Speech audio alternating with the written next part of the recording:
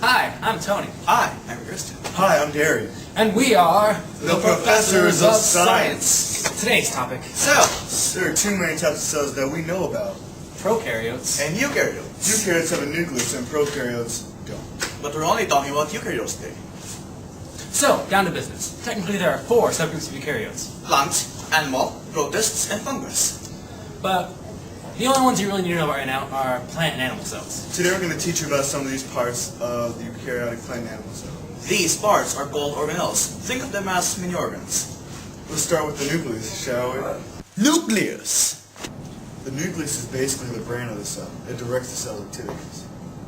And it holds and protects the DNA and RNA, genetic information. Chromosomes and stuff. That's all another story for another time. So the nucleus is surrounded by the nuclear membrane, or nuclear envelope. It's full of holes. And somewhere in the middle of the nucleus is the nucleolus. This is where the chromosomes are. Here they are. Ribosomes. Basically, ribosomes make protein. Which are very important. They are itty-bitty, usually seen in cell diagrams as little dots or specks. But size doesn't matter. We'd all probably die if we didn't have ribosomes anyway. Yes, we would. I know.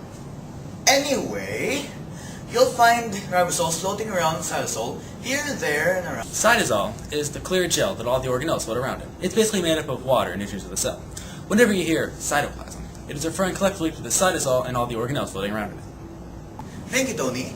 Anyway, as I was saying, the main place you'll find the ribosomes are, however, clinging to the rough endoplasmic reticulum.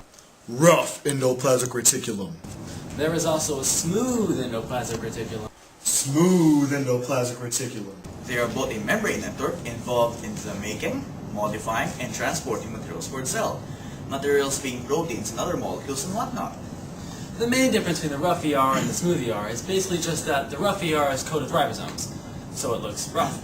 And the smooth ER has no ribosomes, so it looks smooth. Also, since it's coated with ribosomes, more protein production happens at the rough ER, And the rough ER is located primarily on the nucleus. while the smooth ER is located elsewhere. Mitochondria! Mitochondria, the powerhouse of the cell. The batteries, if you will. They provide the energy necessary for the cell to move, divide, and make stuff. They're typically about the size of bacteria. Also, an interesting fact about mitochondria is that they have their own DNA. Pretty crazy, huh?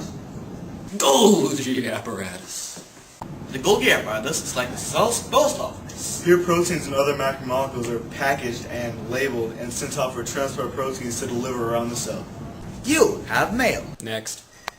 Lysosomes. The cell's grim reaper, Or the trash man. or garbage disposal.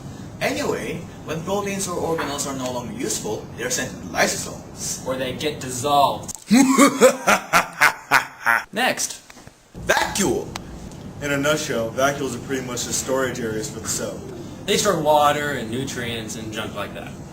Good junk. In animal cells, vacuoles are usually pretty small, but in plant cells, they're huge. These vacuoles can take up as much as half the cell's volume, Or more. But why are they so big, Tony? mainly to help support the plant and to keep from wilting. Only plant cells have chloroplasts. Kind of like only boys have. Chloroplasts are where photosynthesis happens. They're also responsible for the plant's green color because they're full of chlorophyll molecules. Chloroplast, chlorophyll, chloroplast, chloro... Next. Another thing only plant cells have. It protects the cell and helps support the plant. It's made of cellulose, which is also found in wood and paper. Plant cells may be the only ones with cell walls, but both plant and animal cells have cell membranes. Cell membrane. The cell membrane is the flexible membrane forming the boundary of the cell. It holds everything inside and controls what enters and leaves the cell. And there you have it, kids, the basic parts of the cell. It goes much deeper than that, of course, but this is only a general, basic overview to get warmed up. Cells may or may not appear simple to you, but they are very complex indeed. And also very lovable. We hope you enjoyed our Until next time, remember, we are The Professors of Science!